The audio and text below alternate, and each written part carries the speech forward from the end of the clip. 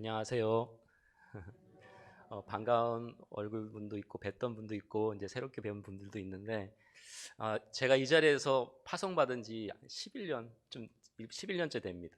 예, 그때가 새록새록 기억이 나는데 벌써 이제 세월이 11년이라는 세월이 지났네요.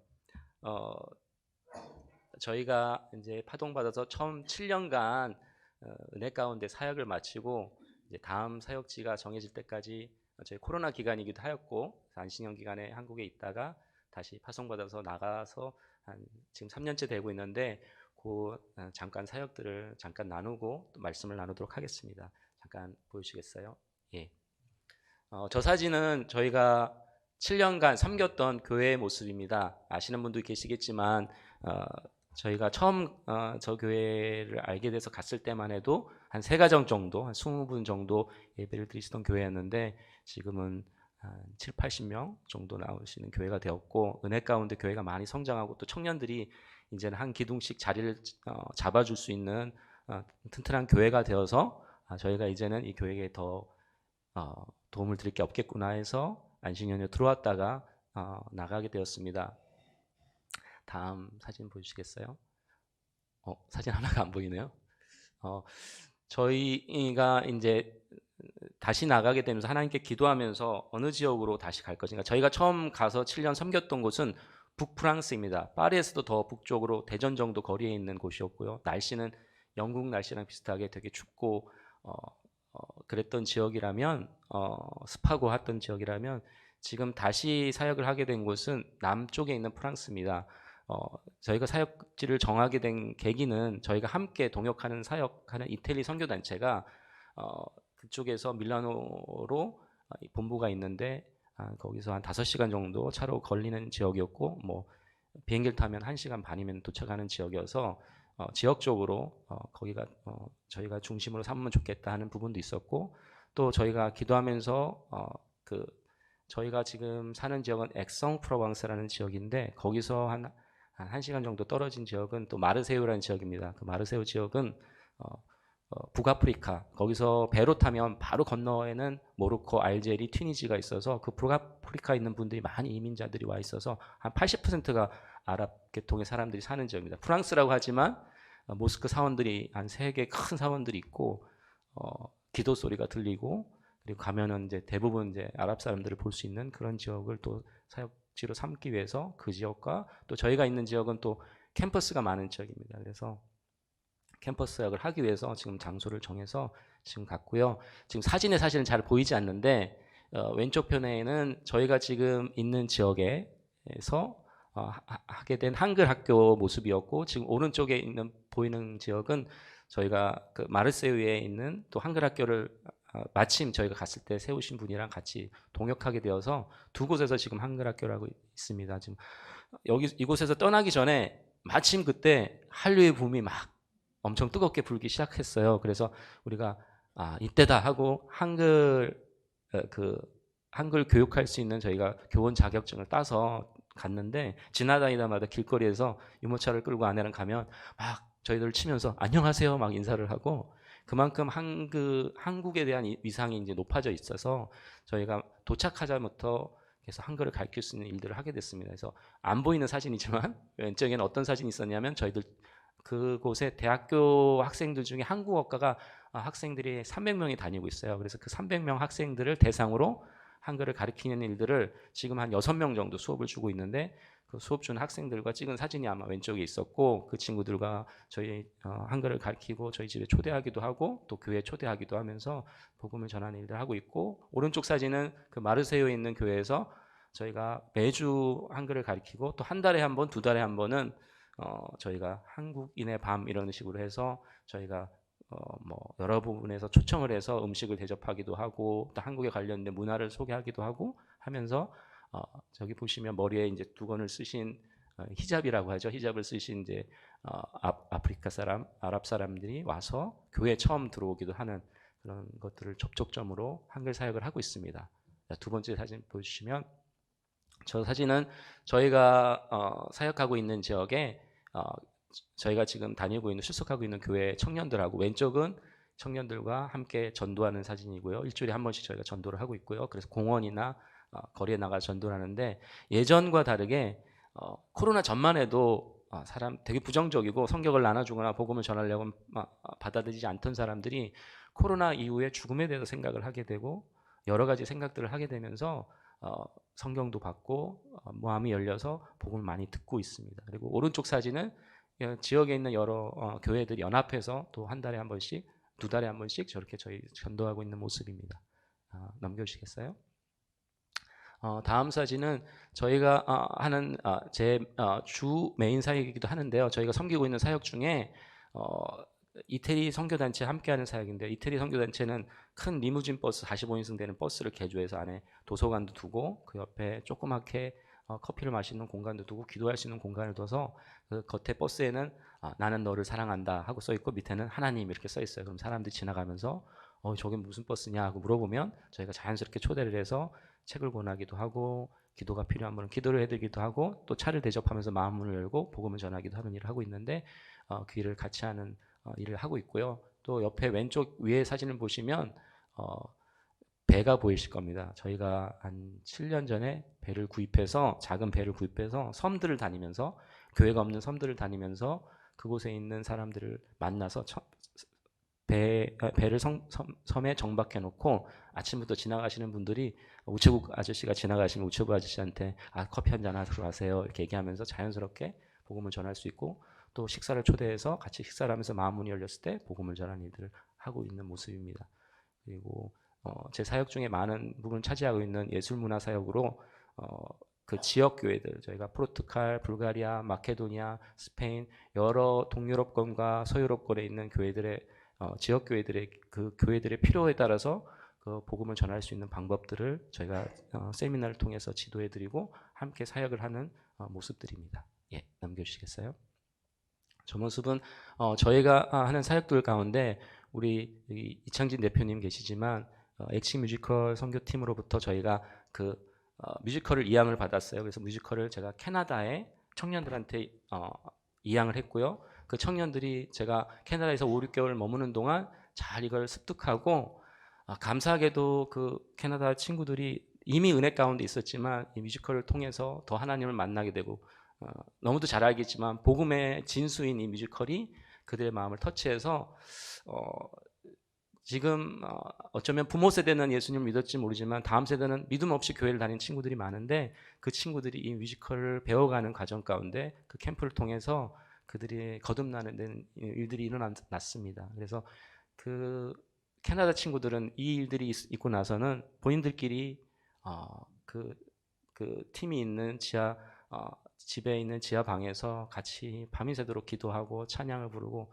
뭐 다른데 노래방도 가고 술도 마시고 놀 수 있는데 그 안에 자기네들은 이게 놀이라고 하면서 함께 모여서 기도하고 찬양하고 은혜 가운데 있고 지금은 영어 예배가 생기기도 하고 본인들이 스스로가 기도하면서 이런 전도 사역을 하고 있습니다. 그래서 저희가 작년에 이 팀들과 같이 마케도니아에 가서 마케도니아에 있는 우리 로만 집시라고 사실은 어디서부터 왔는지 모르는 이 집시들이 머물러 있는 집시촌이 있습니다. 그래서 이들의 작은 교회에 가난한 사람들에게 가서 뮤지컬을 알려주고 복음을 전했던 일이 있었고요.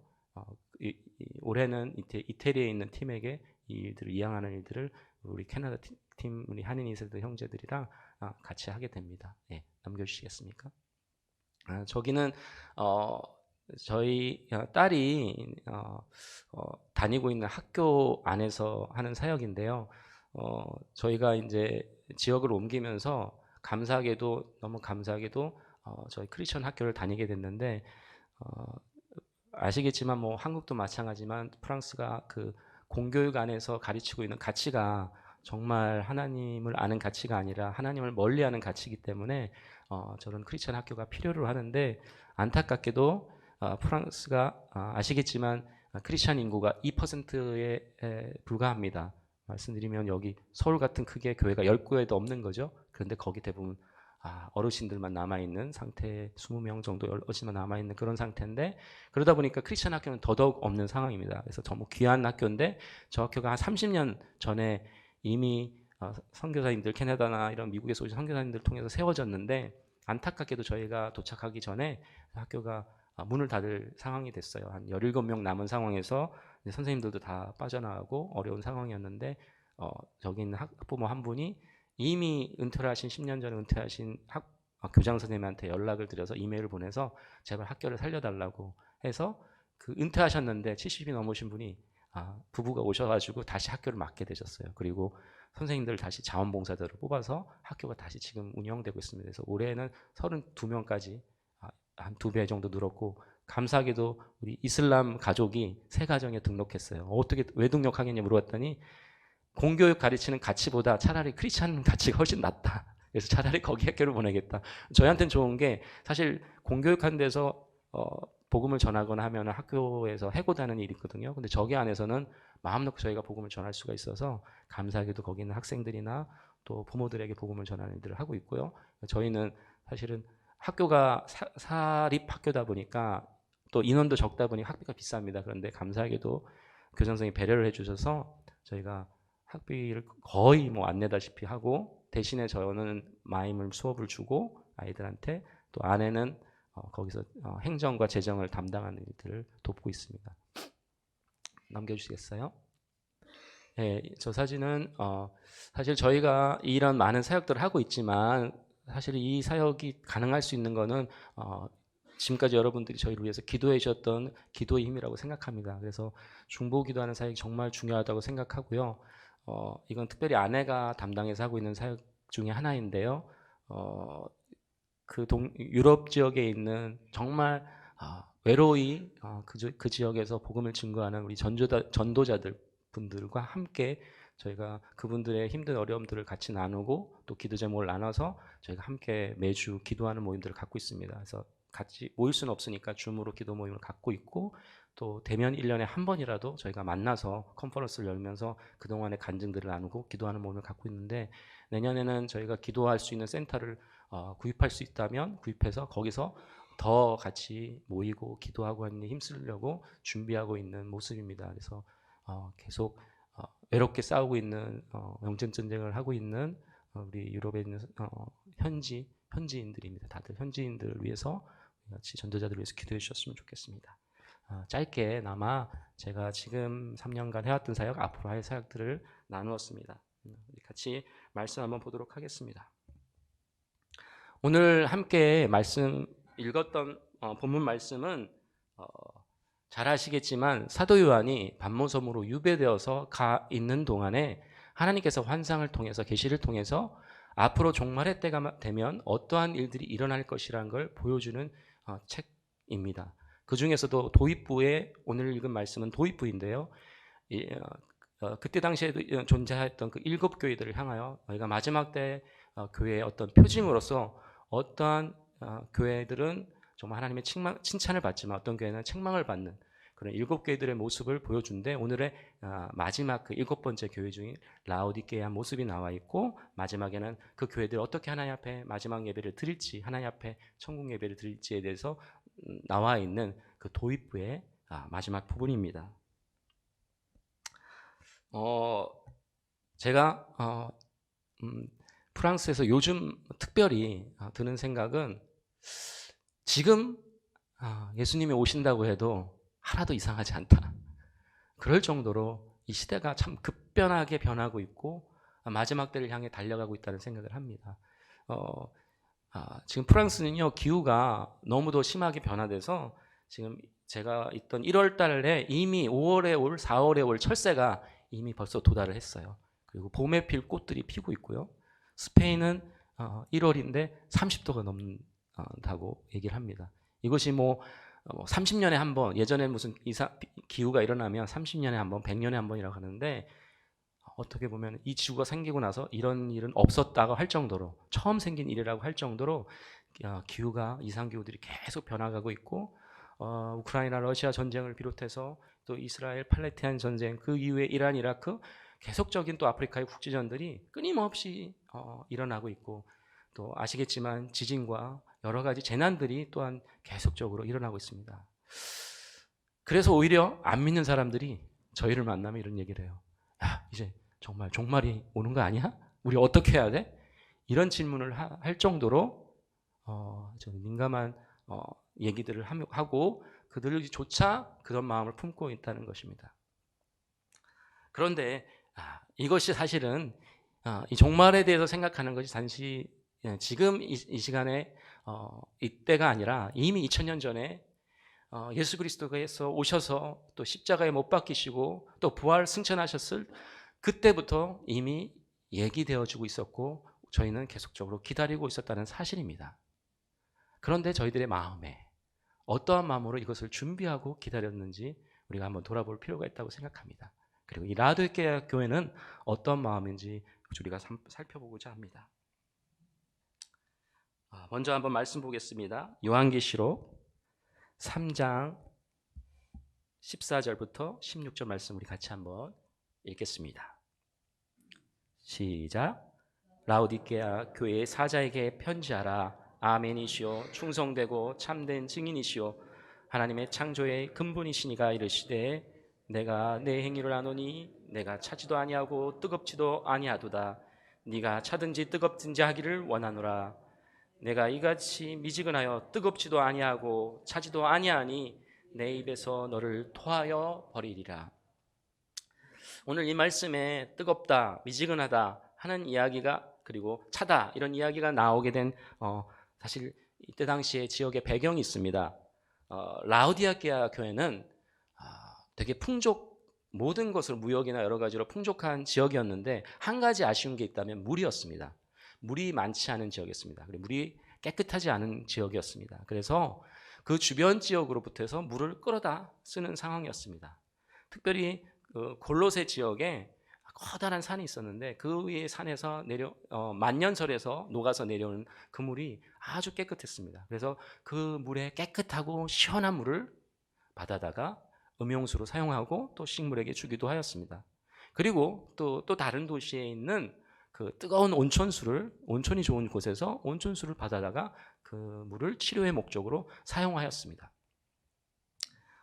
그때 당시에 사실 지금처럼 무슨 좋은 파이프가 개발이 돼서 물을 온전하게 사실 이동하면 좋겠지만 그렇지 못하였기 때문에 이미 햇볕을 다 받는 그냥 돌로 만들어진 그 수로를 통해서 이동할 수밖에 없었습니다.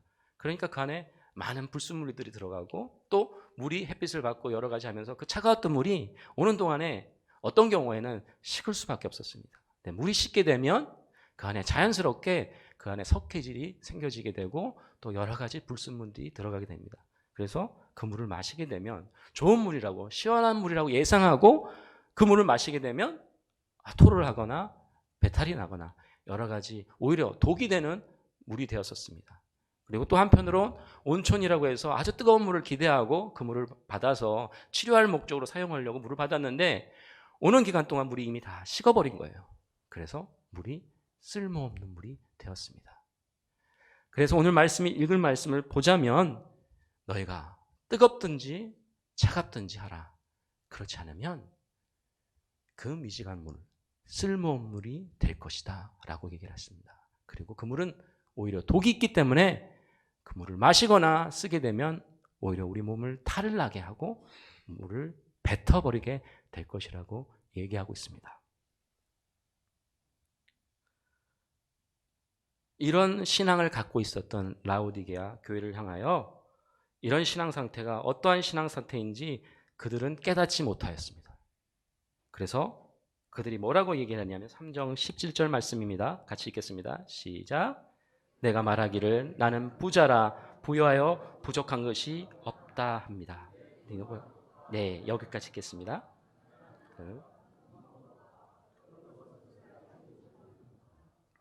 예, 아멘.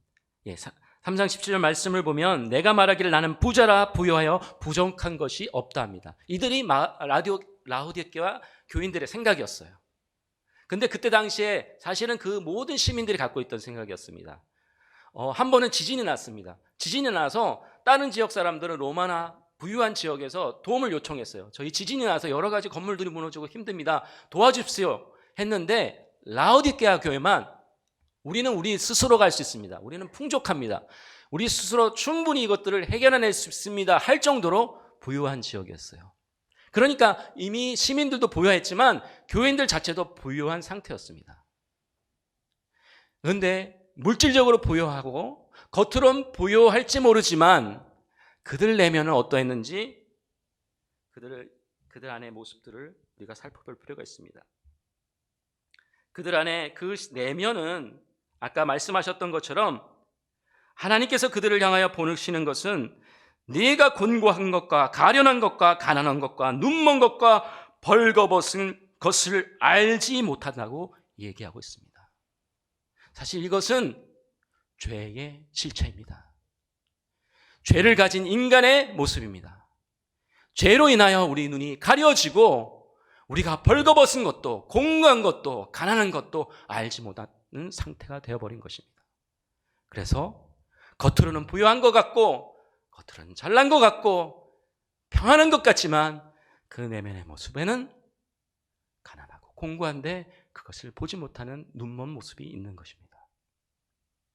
데살로니가 전서 5장 1절에서 3절에 말씀을 보면 제가 읽겠습니다. 형제들아, 때와 시기가 가는 너에게 쓸 것이 없음은 주의 날이 밤에 도둑같이 이를 줄을 너희 자신이 자세히 알기 때문이라. 그들이 평안하다 안전하다 할 그때에 임신한 여자에게 해산의 곡통이 이름과 같이 멸망이 갑자기 그들에게 이르리니 결코 피하지 못하리라. 종말의 때에서 그들이 궁금하였습니다. 우리가 살아있어서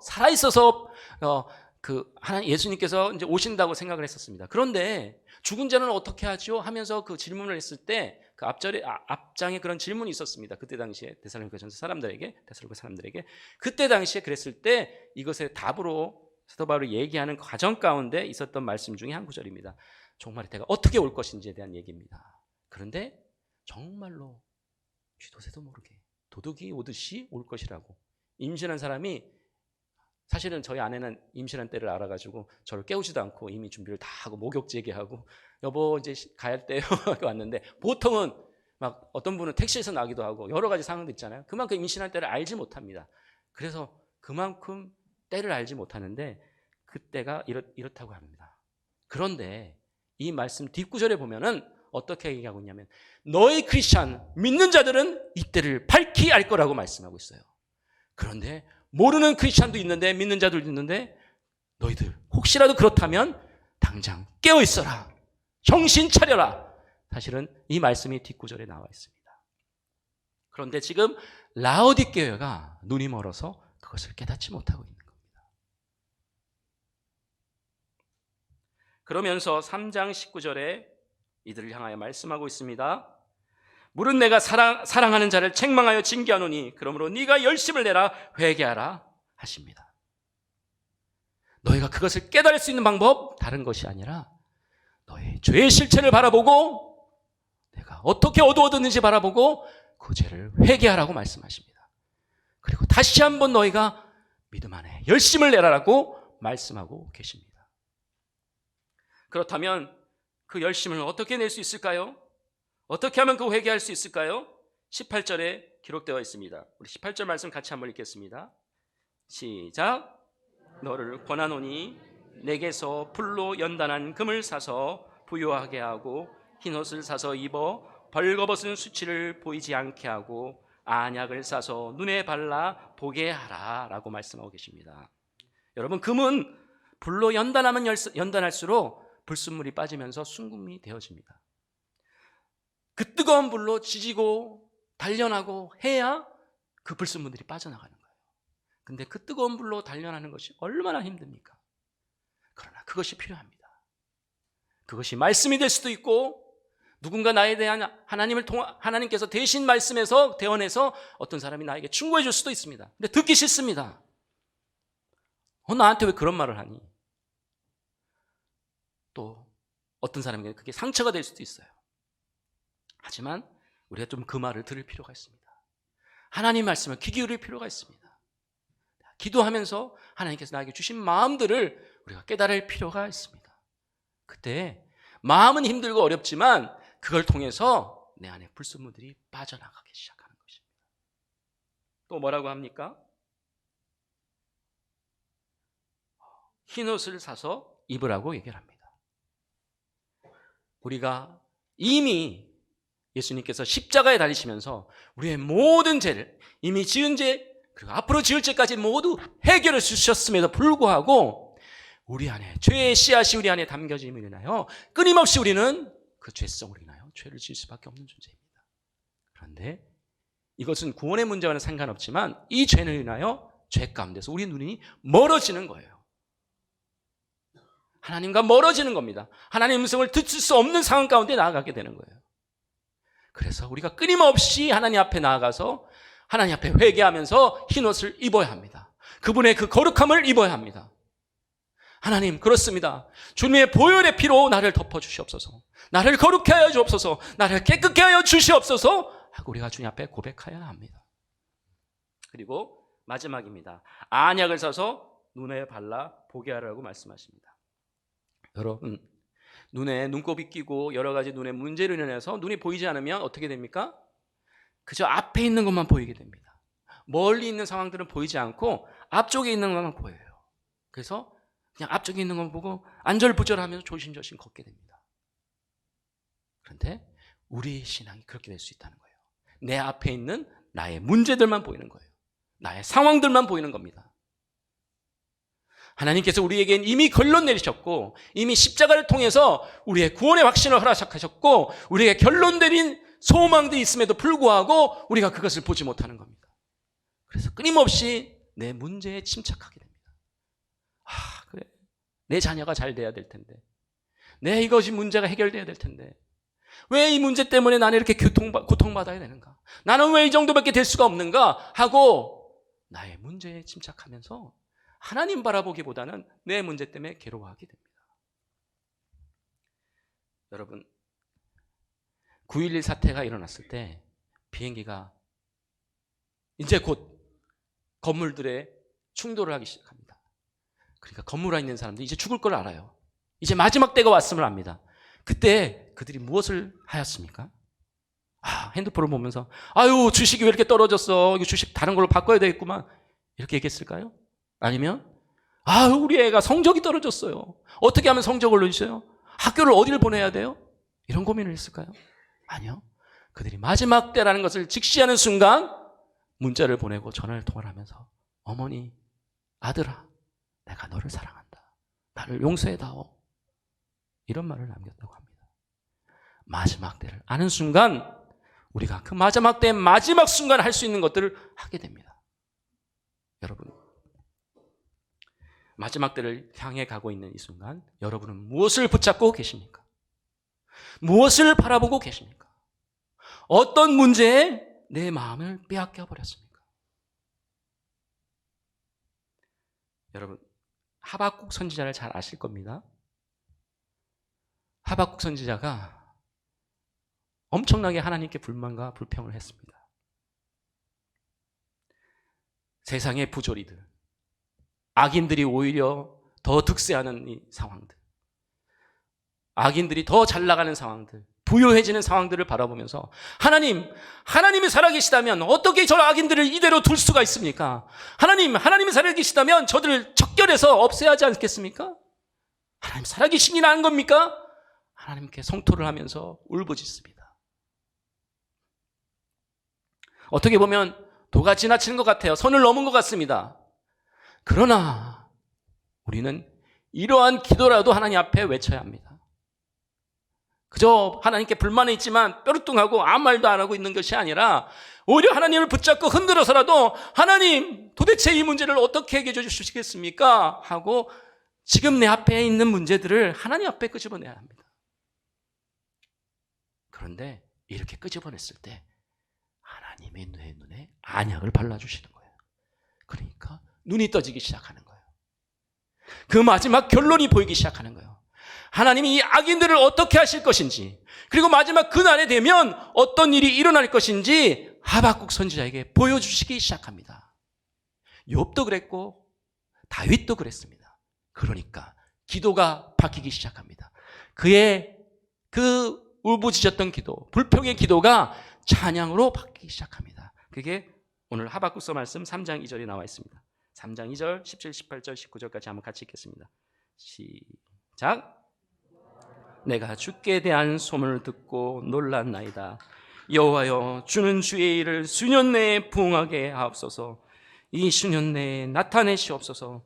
진노 중이라도 긍휼을 잊지 마옵소서.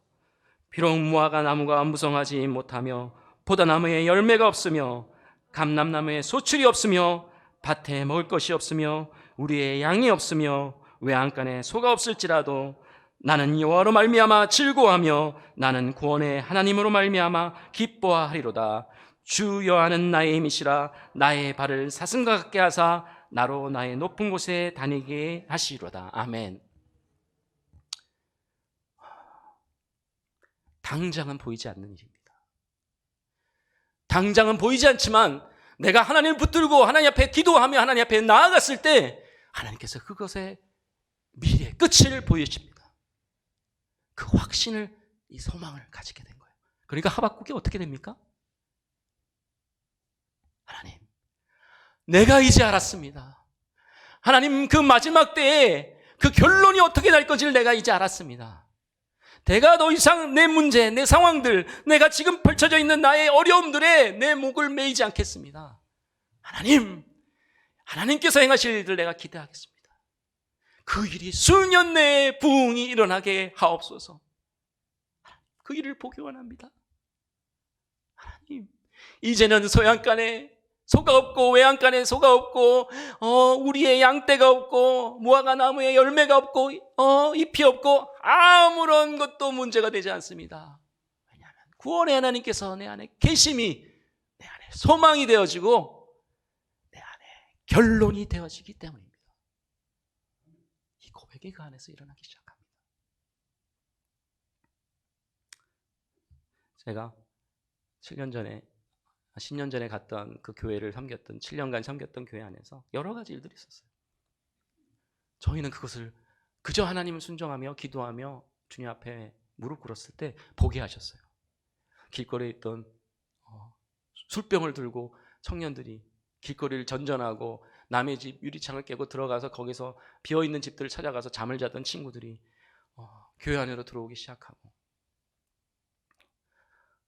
어떤 친구는 저희 아침에 할아버지들 할머니 몇 분 모여서 거기서 그냥 몇 분들을 놓고 같이 기도하고 함께 말씀을 볼 때 마약 중독자의 친구들, 히피 친구들, 알코올 중독 친구들이 와서 같이 말씀 보자고 하는 일들이 일어나고,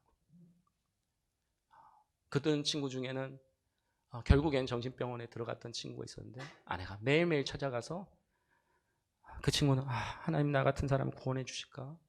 내가 여기서 벗어나지 못하는데. 아내는 아니야, 그래도 하나님 너 사랑하셔.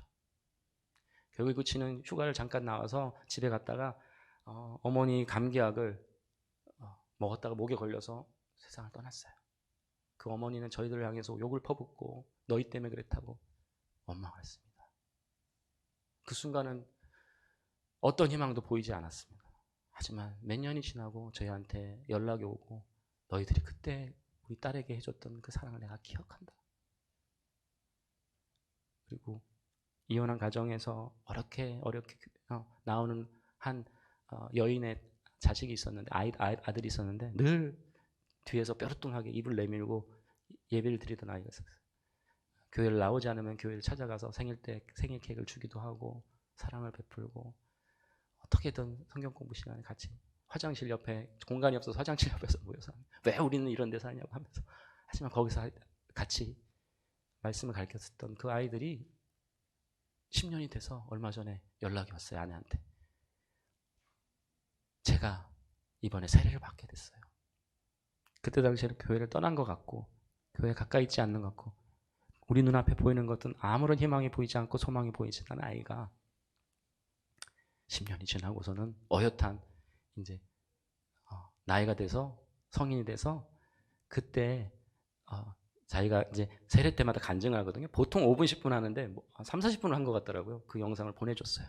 그러면서 제가 이렇게 지내고 있습니다. 그때 내가 힘들고 어려울 때 제가 말씀을 제대로 듣지 못했지만 제게 말씀을 줬던 선생님들이 있었습니다. 그런 고백을 했습니다. 당장의 눈앞에 보이지 않습니다. 하지만 우리가 소망을 갖고 왜냐하면 우리 하나님께서 말씀하셨거든요. 다음 세대 하나님께서 일으키실 거라는 결론을 내셨기 때문에 우리가 지금은 보이지 않지만 그 결론을 붙잡는 겁니다. 하나님께서 일하기 시작하십니다. 여러분, 우리의 초점이 바뀌어야 합니다. 당장 내 눈앞이 아니라 정말 하나님께서 행하실 일들을 바라보아야 합니다. 하나님께서 이미 결론 지으실 일을 바라보아야 합니다. 3장 20절 말씀에 이렇게 말씀하십니다. 볼지어다 내가 문 밖에 서서 두드리노니 누구든지 내 음성을 듣고 문을 열면 내가 그에게로 들어가 그와 더불어 먹고 그는 나와 더불어 먹으리라. 여러분, 성화를 보면요, 이거에 관련된 성화를 보면 등불을 들고 예수님께서 문 밖에서 문을 두드리고 계세요. 그런데 문 밖에 손잡이가 없어요. 안에서 문을 열어야 되는 거예요. 저희가 문을 열어야 됩니다. 그리고 나서 들어오셨어요. 예수님 거기서 맛있는 거 제가 차려놨어요. 드시고 계세요. 저는 할 일이 많아서요. 좀 일 좀 하고요. 이렇게 하는 것이 아니라 그 모든 일을 뒤로 하고, 내가 아무리 거대한 프로젝트가 있어서 복음을 전하고 선교를 하더라도, 교회 봉사를 하더라도 그 이전에 하나님과 깊은 교제가 없다면 절대로 그 일들은 하나님의 일이 아니게 되는 것입니다. 하나님의 열매가 아니게 되는 것입니다.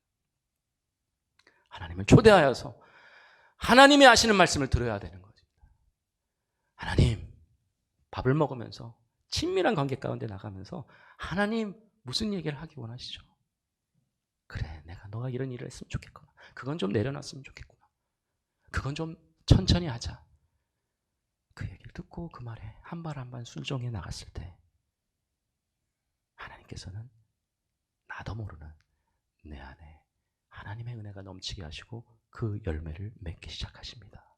그 생수들이 그전에는 막 12시간, 20시간 교회 안에 봉사할 때 지치기만 하고 짜증만 나고 하고 나면 너무 녹초가 되고 어쩔 때는 상처를 받기도 하고 내가 이 일을 왜 하고 있나 생각이 들 때도 있었지만, 그 시작이 내 안에 계신 예수님과의 교제를 통해서 시작되어서 그 기쁨 때문에 내가 하는 일이었다면 자연스럽게 열매들이 맺혀지기 시작합니다. 그 깊은 교제 가운데, 성령님의 충만한 가운데, 말씀의 꼴 가운데, 매일매일 하나님과 교제하는 가운데 하나님께서 내 안에 생수가 넘치게 하실 때에 내 안에 진정한 올바른 열매들이 맺히기 시작합니다.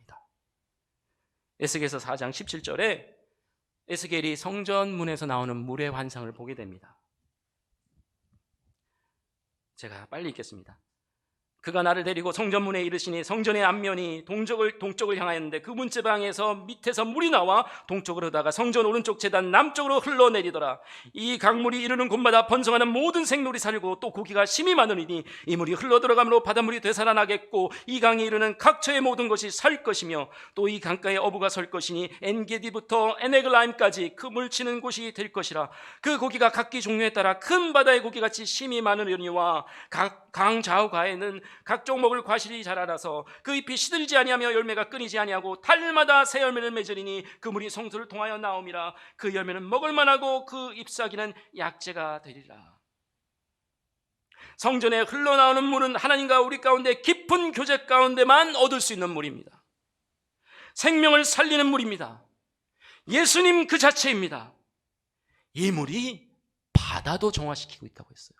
원래는 강물이나 들어온 오물들이 바다로 들어오면 바다를 통해서 정화가 돼요. 그런데요, 오히려 이 물이 바다까지 정화하는 능력이 있다고 합니다. 그리고 마을을 부욕해요. 강이 생기고, 여러분 아프리카에 샘이 하나 생기면, 우물 하나 파면 그곳에 마을이 생기는 거예요. 풍요로운 마을이.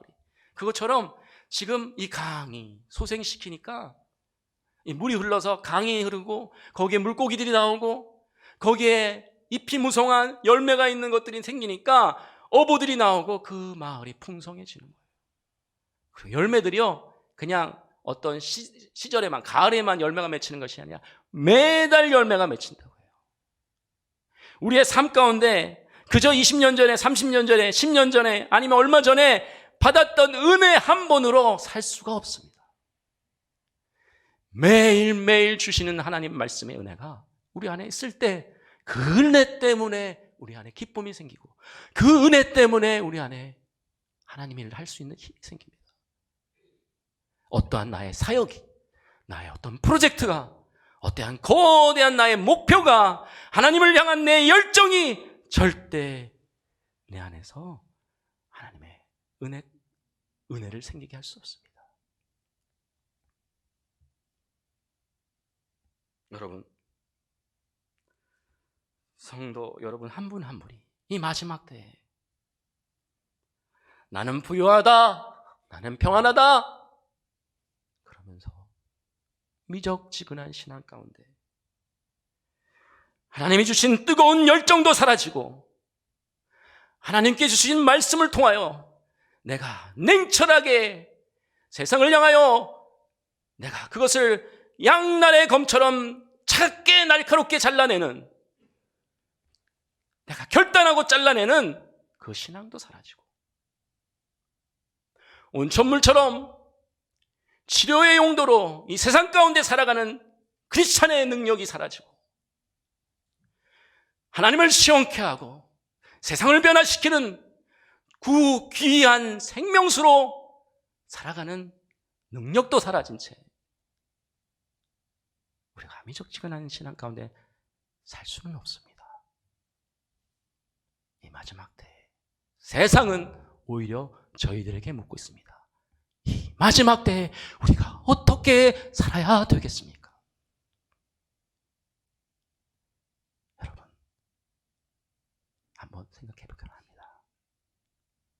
우리 안에 그 생명수가 흘러나서 내가 비록 큰 일은 할 수 없을지라도, 내가 대단한 프로젝트로 일을 할 수 없을지라도, 내가 서 있는 곳에 그 생명의 물이 흘러나서 내 가족들을 변화시키고, 내 지역을 변화시키고, 내 나라를 변화시키고, 내 열방이 변화될 수 있다면 우리는 그 일들을 시작해야 될 줄 믿습니다. 저는 그것이 선교라고 생각이 듭니다.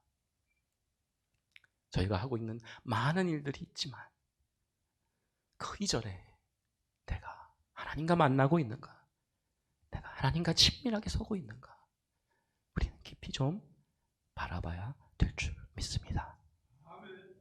우리 시간 같이 기도했으면 좋겠습니다. 하나님, 나의 신앙의 상태는 어떻습니까? 하나님, 내가 열심으로 달려왔는데, 열정으로 달려왔는데 뒤를 돌아보니 허전함과 허탈함만 남아있습니다. 하나님, 다시 한번 힘을 허락하여 주시옵소서. 다시 한번 내가 무엇을 바라보아야 할지 깨달아 알게 하여 주시옵소서. 더 이상 미적지간 신앙으로 바라보는 것이 아니라 하나님의 뜨거운 심장을 가지고, 냉철한 그 신앙을 가지고 생수를 내 안에서 품어내며 치료의 강물이 내 안에서 생겨날 수 있도록 내 안에 주님 역사여 달라고 시간 기도하며 나아가겠습니다. 기도하시겠습니다.